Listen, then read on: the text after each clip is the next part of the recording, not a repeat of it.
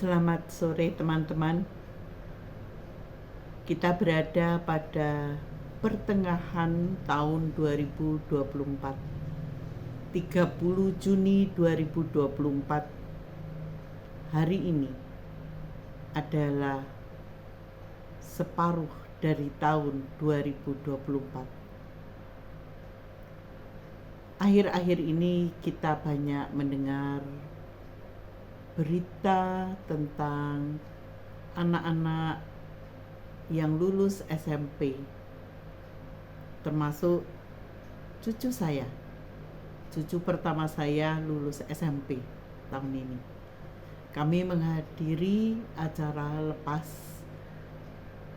pisah atau lepas apa begitu namanya ya. Suasananya meriah, anak-anak SMP, SMA, bahkan SD yang lulus dari sekolahnya dirayakan acara lepas. Saya lupa namanya apa. Tapi jelas sekali tergambar kegembiraan di wajah anak-anak yang lulus, dan juga tentu kami yang menjadi orang tua atau walinya. Teman-teman, banyak hal yang tidak dapat kami rasakan ketika anak-anak kami sekolah, karena pada zaman mereka, apalagi zaman saya dulu, nggak ada yang namanya semacam wisuda begitu ya. Bahkan saya yang ketika lulus S3 itu nggak merasakan adanya wisuda, karena kami di Jerman tidak ada acara wisuda semacam itu. Teman-teman, ada rasa bahagia, ada rasa bangga, dan tentu juga rasa sayang yang luar biasa kepada anak-anak dan cucu-cucu kita. Lalu beberapa hari kemudian kami mendengar di radio bahwa berturut-turut dalam 2 hari ada kecelakaan pada anak-anak usia 15 tahun yang meninggal karena kecelakaan lalu lintas. Sebagian dari mereka meninggal karena mengendarai sepeda motor, dan entah karena ketidakstabilan dalam mengemudi atau kesalahan dalam pengambilan keputusan, mereka tertabrak oleh kendaraan besar.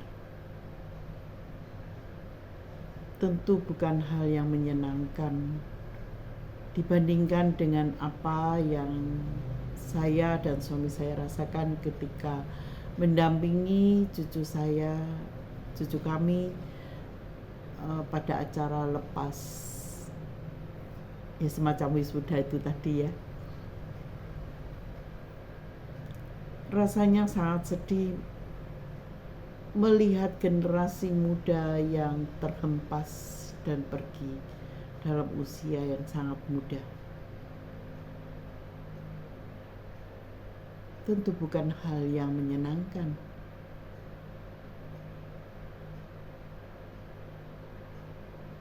Mengapa itu bisa terjadi?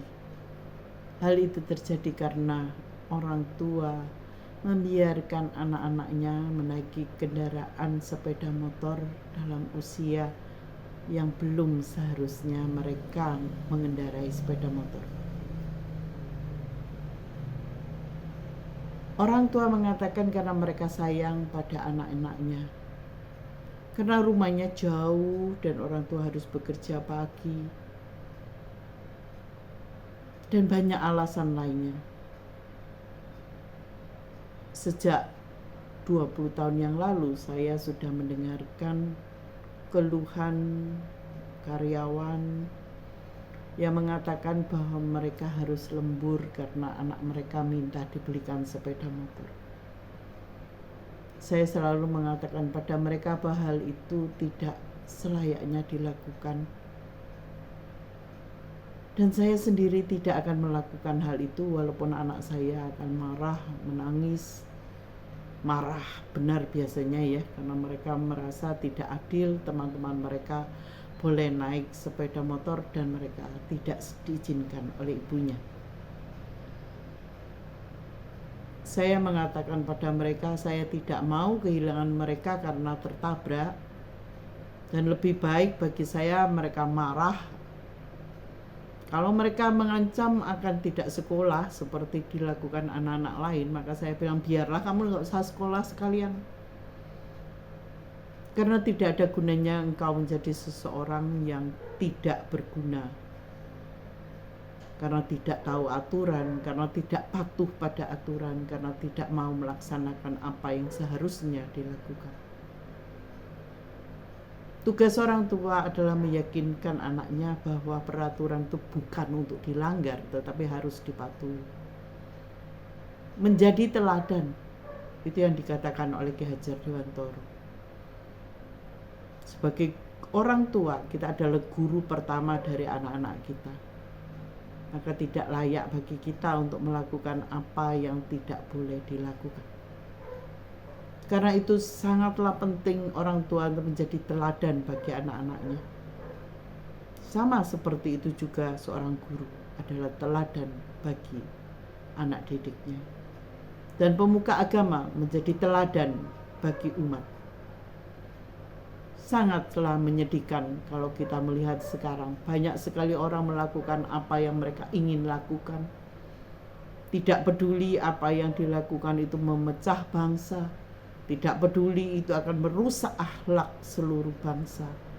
Karena dari tiap-tiap keluarga lah berasal anak-anak yang nantinya akan menjadi masyarakat.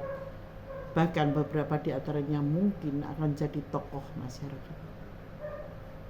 Sangat perlu tiap orang mengintrospeksi apa yang mereka lakukan setiap hari. Jangan pernah berpikir bahwa apa yang kita lakukan itu hanya untuk kita. Nggak apa-apa lah, nggak ada yang tahu, nggak ada yang lihat. Semua yang tidak terlihat oleh mata, yang tidak ada yang menegur, tidak ada yang peduli, bahkan akibatnya tentu akan harus Anda tanggung. Mungkin Anda akan berkata, alah cuma begitu aja loh. Kenapa sih harus direpotkan? Kenapa ngurusin saya? Itulah banyak orang lain juga melakukan hal yang sama atau lebih parah. Beberapa orang kelihatannya sangat baik dan pada akhirnya mereka menjadi contoh dari sesuatu yang sangat tidak baik justru. Aneh tapi nyata.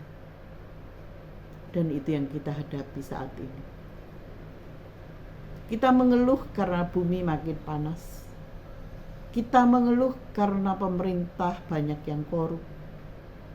Kita mengeluh, kita mencibir.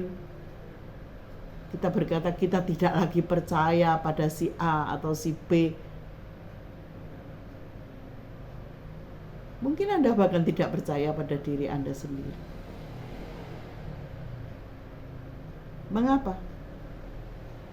Karena Anda memang tidak meyakini apa yang Anda lakukan benar. Bukankah demikian? Semua orang salah. Semua Anda anggap keliru, jahat, bodoh. Tapi apakah itu yang ingin kita sampaikan pada anak-anak kita? Tidak apa-apa melanggar lalu lintas. Nggak apa-apa mengambil jalur yang berbeda, yang bahkan dilarang. Nggak apa-apa melanggar lampu merah, nggak ada polisinya kok. Alah cuma melanggar garis. Kan nggak apa-apa, cuma sedikit kok. Maju aja, nyebrang aja.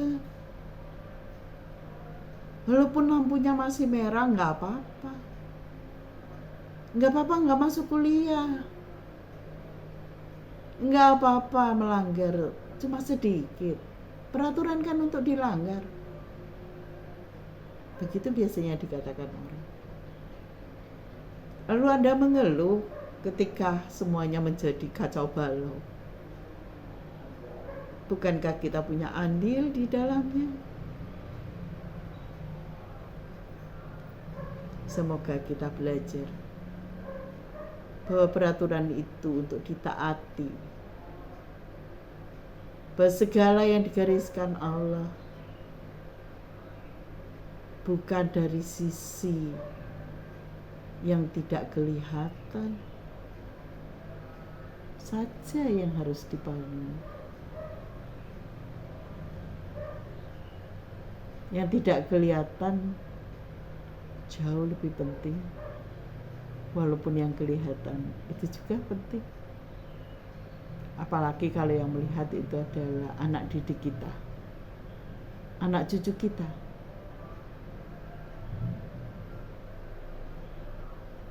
Tapi Tuhan melihat bahkan apa yang di dalam hati kita.